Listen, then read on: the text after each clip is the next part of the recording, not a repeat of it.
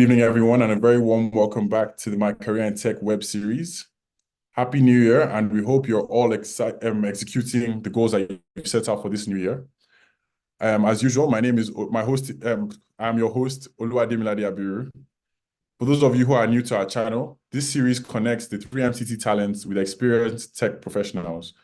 Today, we are joined by Dami Sonoeki, the CEO and co-founder of Curvis. Our moderator for today is Adibola Williams, who is a manager, brand, and storyteller at Money. Today, we will be discussing how technical talents can identify their strengths in tech and how to utilize their strengths in order for them to build a successful career in tech. Dami and Adibola, you're both welcome. And with no further ado, I would like to hand over the floor to Adibola. Adibola, you're welcome. Thank you for having me. Good evening, everybody. How are we doing? I hope you've had a good week. Thank God it's Friday, so it's a good day to chill, and it's also a good day to learn. Welcome, everybody. So we're excited to be here, and this conversation is a very important one, and we are glad that this is the first one we are having. So it sets the tone for the rest of the year, especially all of us with career goals. Hi, Dami. Good evening. Hi, good evening. Pleasure to meet you. So I'm going to give you a little bit of time to introduce yourself and tell us about you. Okay, my name is Dami. I'm currently running Coveries. We started out recently, actually, and before then I was the Chief Product and Data Officer at Helium Health in Nigeria. And prior to that, I worked in a few startups. I worked with Cas45 as their VP for data and analytics. I worked as the director of informatics for eHealth Africa. So I've done different things over time within the tech industry. All right, thank you. So I read your portfolio. I followed you on LinkedIn, and I was very astounded at how someone can have the kind of portfolio that you have over a long period of time. You've consistently worked in tech. And I wanted to ask you if there was a time you weren't working in tech, and if you ever had to make a transition to tech, or from the get-go, you knew that tech was it for you. Interesting question. So, I wouldn't say I started out my career in tech the way we call tech, right?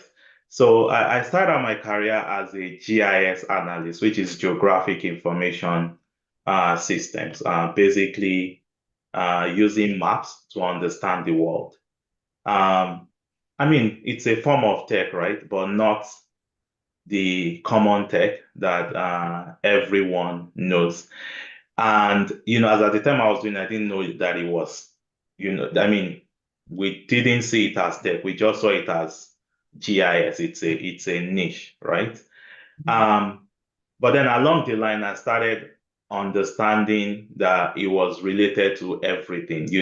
I was dealing with data, I was dealing with software. We were writing codes to process things, right, within the context of that. So, and I would say every other thing then followed, which is seeing problems, trying to solve the problems, solving those problems and seeing further opportunities. So, for example, I transitioned from actual GIS into data science, which is now core tech as we know it, right? Just from seeing that, okay, minus the geospatial data that we were working with, there's a bunch of other data sets out there, right, that should be integrated with what we were working in. And there were problems around that, creating visualizations to actually make sense of all of those. And then, from venturing into that, solving those problems, and then, carrying on that way. So I would say, I didn't plan to do tech because I really wanted to work in oil and gas. That's what most of us did that studied surveying and GIS.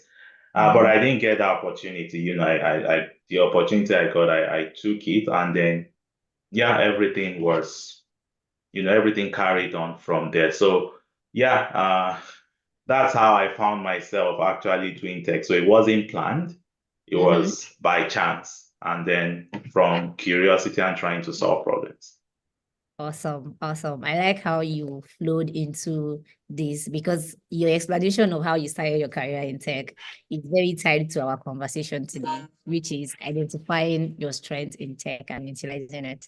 So my next question is going to be, how were you able to identify the strengths that you had and how were you able to identify them to be useful in tech?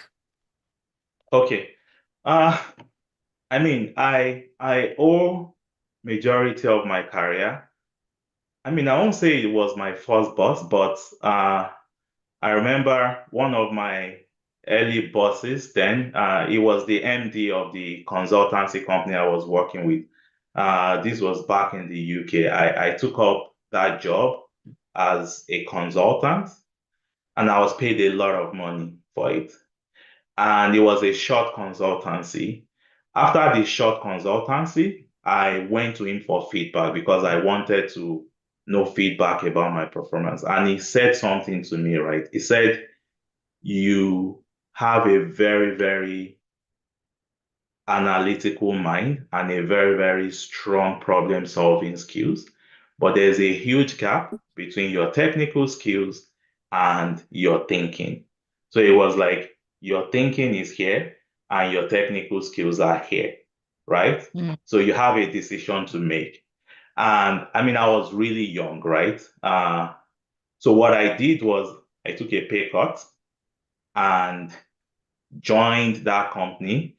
And that's how I actually learned everything that I learned today. And what I would say is this, right? How do you know your strengths without trying different things, right?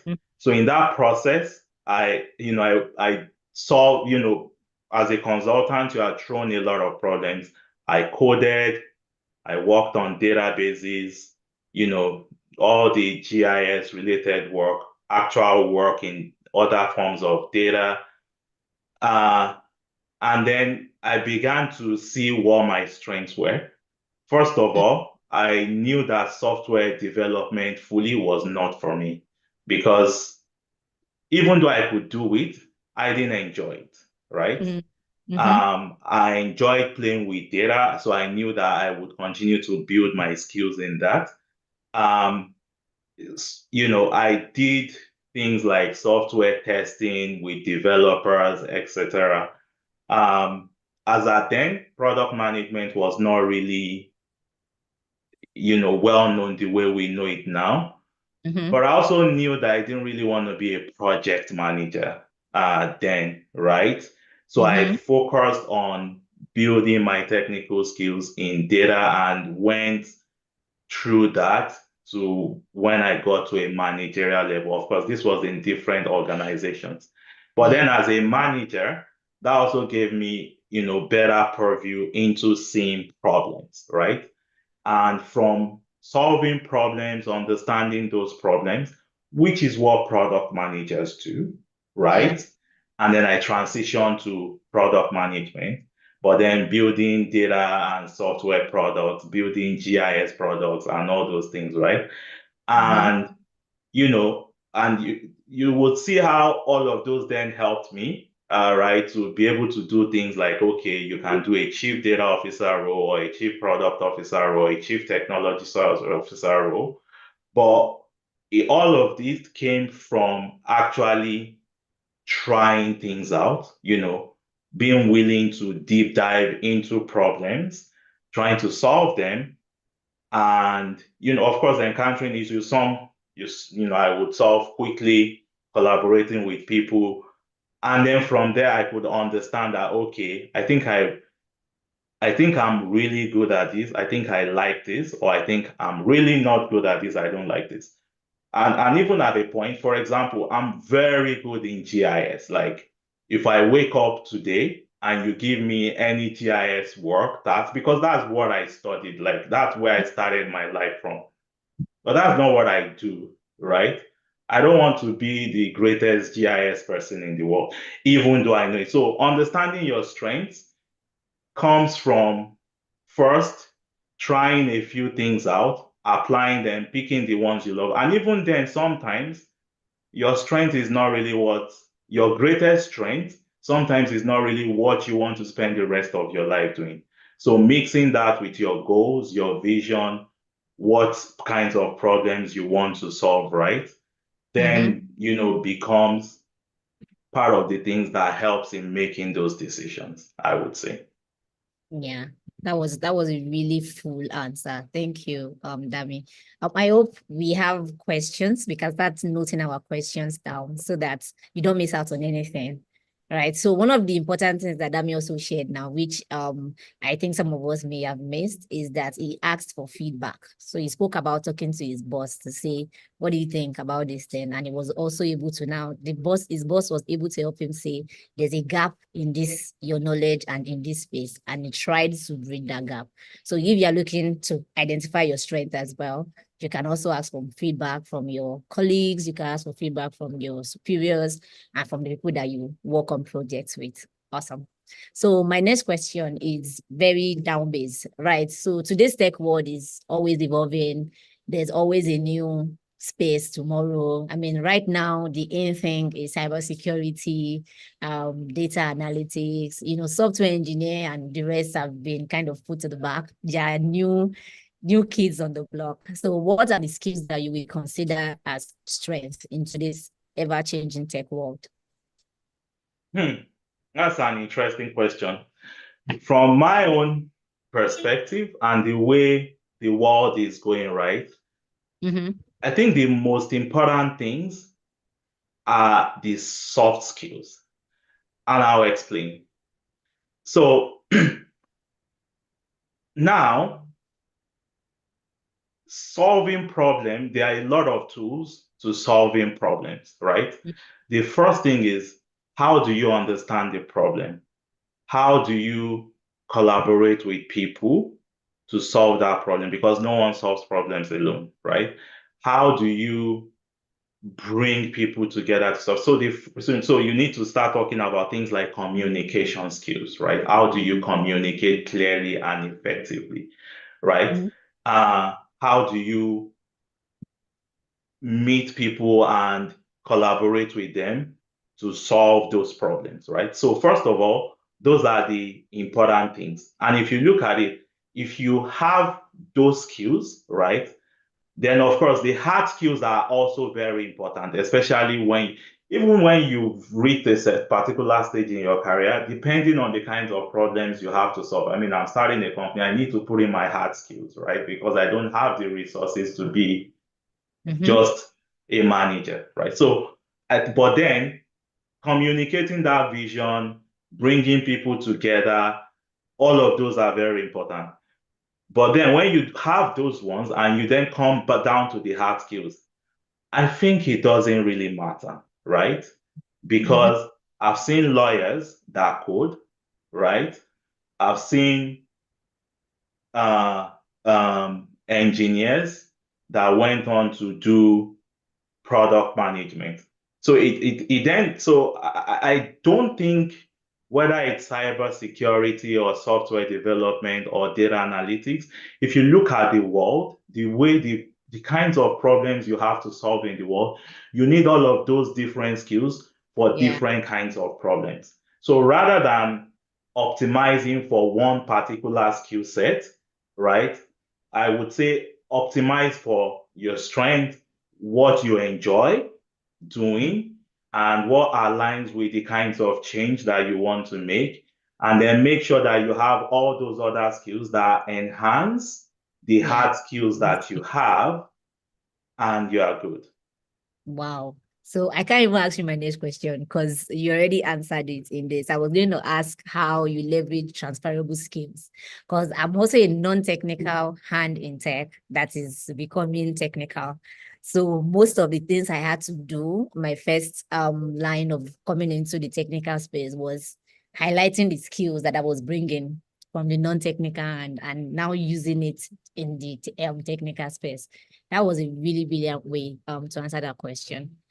So my next question is, after you've identified the skills, the things that you are great at, the things that you naturally are good at, the way you want to build your life, or the way you want to change the world, and the way you want to contribute to the solutions that people are being built. Right? After you've been able to identify that, how then do you build a career that is how will I put it? How then you build a career that you are happy with? Because it's one thing to identify your skills and drill down and just hone it the way you did. It's another thing to now be able to get the opportunities. Another thing to be able to say, look at me, I've been able to build these skills. How do you communicate that? I don't say you are the man for the job, but how do you communicate that to the world and then take on opportunities that are available? Okay.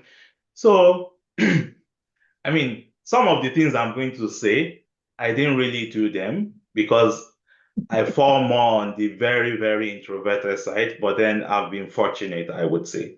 But I've seen people that do some of these things very well. So first is, you are building skills, right? Mm-hmm. There is always one opportunity or the other to leverage on to execute and solve some things with those skills, right? So I would say the first thing is when you build those skills, if you are doing a training, do it well, build a portfolio from that training, right? And then once you have that, that becomes like a starting base, right?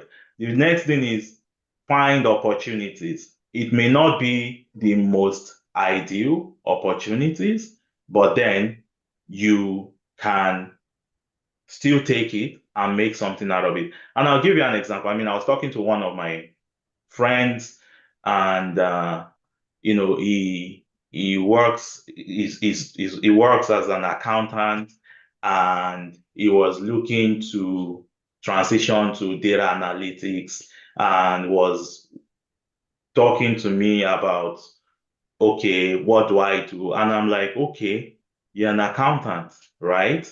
You are preparing statements and all of those kinds of things, right, for your bosses. Start with applying your data analytics skills to that, put it on a dashboard, write scripts that automate some of those processes. So when your manager asks you for this, put it in this format and don't give just a spreadsheet anymore. Like, from where you are, you can actually do something, right? Yeah. That then propels you to the next stage, is what I mean. So I would say it's about finding opportunities, taking them, right? As long as you are prepared for them, and then making something out of it. Number two is actually reaching out to people. People generally now are very, very helpful, right? As long as you are mindful of their time and you yourself are prepared, which is where things like communication comes in, right? When you communicate properly to someone and ask properly for something, which is you are clear of what you need, you are mindful of the person's time, you communicate clearly what you need the person to help with, people generally listen, right? And try their best. And that's another thing, right? When it comes to taking opportunities in terms of your career. I've hired so many people that I don't know that just reached out to me on LinkedIn, tell me, oh, I'm looking to do XYZ.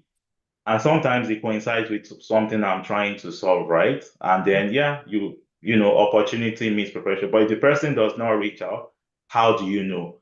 And the other thing is, people talk about, oh, I need a mentor and, finding mentor and all of those things, right? So, I mean, your career is in your hands, right? You have your goals. If you need an accountability system, you can do that with your friends and use your mentor to solve problems that you cannot solve, to make decisions that you are actually not clear about, right? And that's how you maintain long relationship with senior people that then, can help you with transitioning. So if you network, you maintain relationship, You're also working hard. They see your growth. When you need them, you get the advice or you get whatever you need. Of course, your mentor is not going to do your work for you, right? And Yeah. when you do all of those, at the end of the day, one way or the other, right, you will get the different opportunities that you need. So reaching out, maintaining relationship, communicating clearly, working hard, have your clear goals, make use of the opportunity that you have at that moment, right? I've taken pay cuts several times in my life, not just once, because I really want to do something, right? When I wanted to move from public health actually into startup tech, I took a pay cut. I took a pay cut from earning USD to coming even to earning Naira. But then it was only for a while. I got the things that I needed to get, right? So it's about the clarity of what you are looking to achieve. And then, I mean, money is good, right? But sometimes you take a short-term hit to achieve a long-term goal, right? So if you do all of those, you have a long-term mindset, then every steps that you take eventually adds up, right? And you also enjoy the journey because then you're enjoying what you're doing. That's what I'll say. Yes, I feel like giving you a standing ovation and a clap right now. That was really amazing. And one of the things that I've observed, one of the common threads in the way you answer the question that I ask you is that there's a high level of self-awareness and self-discovery. And I think that's very important on this journey. Every time Dami answers a question, he talks about, he refers back to his goals, what he wants to do, and then is able to make sacrifices and choices based off of how he sees his life and how he sees his goals. So to wrap this up, I have one more question, and this is one of the most important questions that we could have ever asked on this call. So your background is in data, and now you're a co-founder and CEO at Silvers. So what advice would you give to a technical talent who want to start off where they are at whichever part of the technical arm they're in, and they are also aiming to reach startup founder, co-founder, CEO level? So first of all, I think, for a technical person to do a startup, if that's what you really want to do, then do it now. That's you don't need to wait. So, and I say that from my experience. So I started out, I said, oh, I wanted to know more about businesses before I started. I actually went ahead, got an MBA, right? So if what you want to do is to start a company, none of those things prepare you as much as doing it now, right? Is what I would say. So if your goal, whether technical, non-technical, is to start a company, do it now. As long as, of course, every other thing, is the problem ripe for wherever you are, and as long as all those other things stick, do it now. Now, if you don't know what you want to do, right, then I would say immerse yourself in problems, right? Solve different problems. Take a job that is interesting, solve problems with it, right? Because one of the things with solving problems is at one point or the other along your life, some domain context is always required. And you don't get those if you are not immersed in something, right? So that would be my advice. So if you know what it is you want to do it now, because we all learn every day and you're going to learn along. If you don't, then get with someone, start solving problems, start applying your skills, continue to apply yourself. And then whenever you would even see opportunities along that line, right? And then you can decide on what you want to do about them. Wow. So wrap up. If you are a technical person or not technical person listening to this, and your ultimate goal is to start your company, co-found a company, if you already have your solutions and what you want to build sorted out, Start now. Don't wait for a long time, right? Unless you do not have what you want to build. That's the advice from Dami this evening. Thank you so much. That was a really, I think everybody needs to come back and replay this and hear it over and over again so that they can, have time to really let this sink in. So I'm going to go over to Demi. Amazing. Thank you very much, Adebola. And thank you very much, Dami. One thing I definitely took from all the points you shared is that the importance of being bold and trying different things when you're trying to figure things out and when you're trying to identify your strengths. So that's definitely something me, myself, I'll take on board moving forward. And so from my end, I've been looking through the comment section to see if there are any questions we have from our viewers.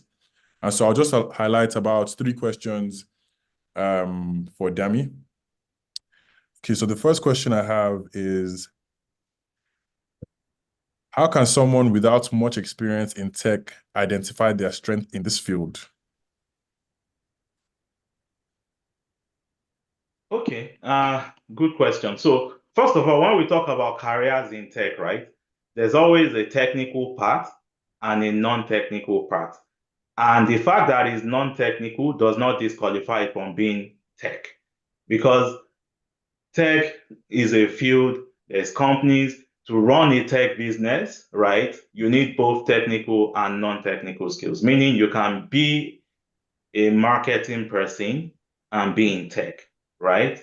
You can be a lawyer and be in tech. I actually, one of the smartest people that I've worked with is actually a tech lawyer, right? I worked with him in Helium Health. Very smart, very business savvy, but he's a lawyer and he's working in tech, right? And then he picked up things related to products, etc. So I would say that working in tech, right, means you leveraging on your existing skills to do things within the tech industry. And then from there, you can decide to then move on to other things if you are interested in those other things. Amazing. Amazing. Thank you very much for that, Dami. Our second question was, how can one overcome challenges and setbacks while trying to identify and apply their strengths in the tech world? Okay. So, I mean, okay, I'll just answer this, very generically, right? So overcoming challenges, setbacks, right? So challenges and setbacks will come in different ways. It could be, oh, maybe you are just new in the market, you don't have a job, you don't have a work experience, or you lost your job along the line. I would say everything comes down to consistency and continuing to knock, right? And I say this because I've also gone through that. When I was about to pick up my career in the UK, it actually took a long time before I could get a job. As a matter of fact, I think I had bought my ticket to go back to Nigeria, and then I got a job shortly before I left, right? But I was knocking. You keep knocking, right? And someone will take a chance on you, right? I was hired without a physical interview at the end of the day. And this was way back in 2000 and, I don't know, maybe 2010 or so, like, which was not a common thing. But someone was willing to take a chance. But if I didn't knock, I probably would have given up before then. When there were layoffs in my company and I was shortlisted for layoffs and they asked us to stop coming to the office, I went every day to the office to work, right?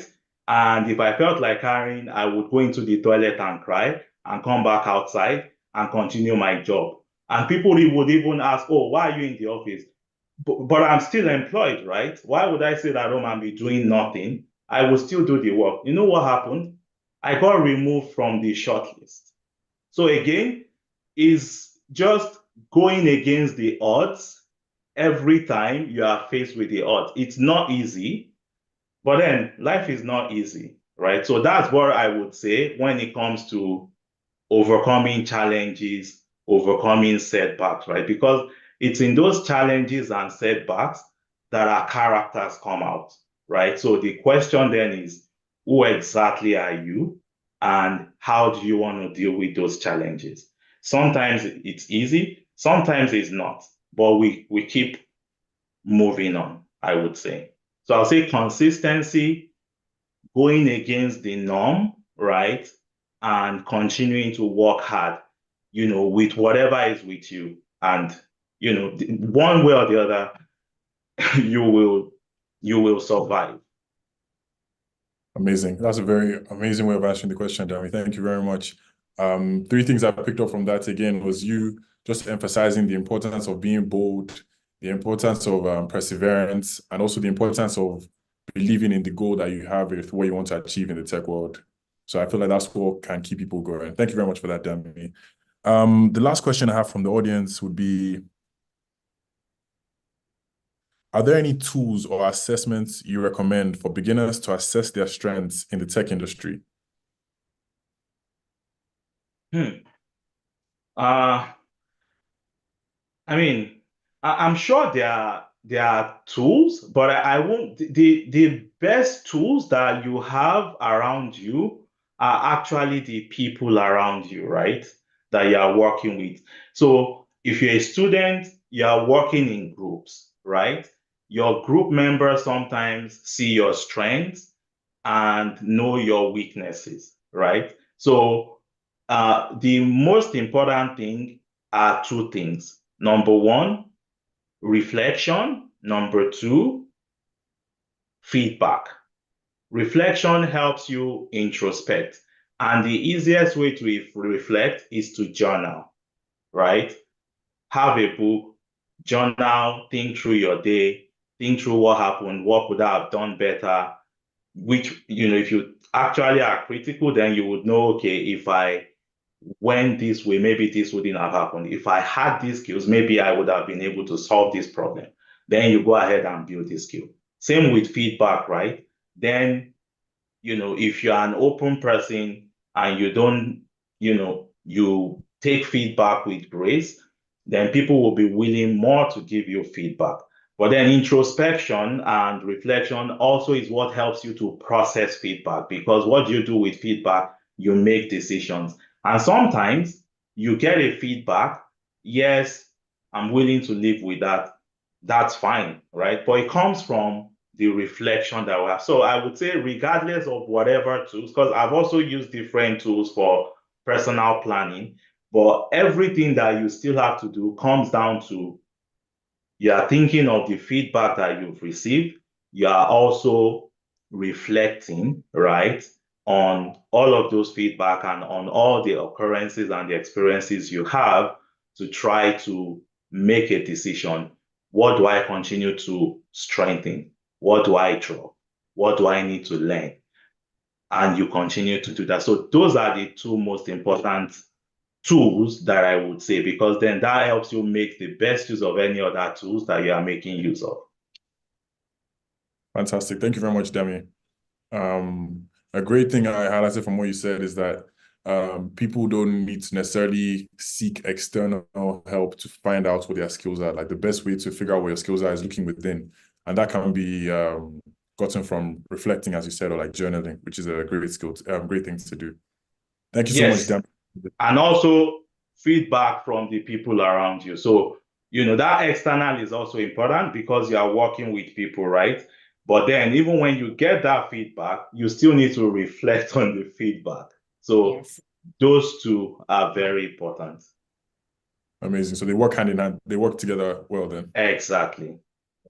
Fantastic. Thank you so much, Dami. And Dami, if any of our viewers from today wanted to get in touch with you, maybe like seek more advice from you, what would you say is a good social media platform to reach you? Would you suggest your LinkedIn or your Twitter? My LinkedIn is the best. I use LinkedIn most, right? I just read news on Twitter. So yeah, so if for contacting, LinkedIn is best. Amazing. And yes, if you could share your official name on LinkedIn on this webinar so that the fellows will know where to reach you. Okay, so it's just my first name and last name, Dami Sonoike. Do you want me to type it? Oh, no, just saying is perfectly fine. Okay, good. So Dami it's Sonoike. Dami Sonoike, Damisonoiki. Fantastic. Thank you so much. For a message to our audience, please know that if you have any queries or feedback regarding anything 3MTT related, please DM us on our Twitter, which is at 3MTT support. Thank you everyone for joining us today, and we wish you a very refreshing weekend. Thank you very much once again, Dami, and thank you very much, Adibola. Take care and have an amazing weekend. Thank you very much. Thank you. Bye, everybody.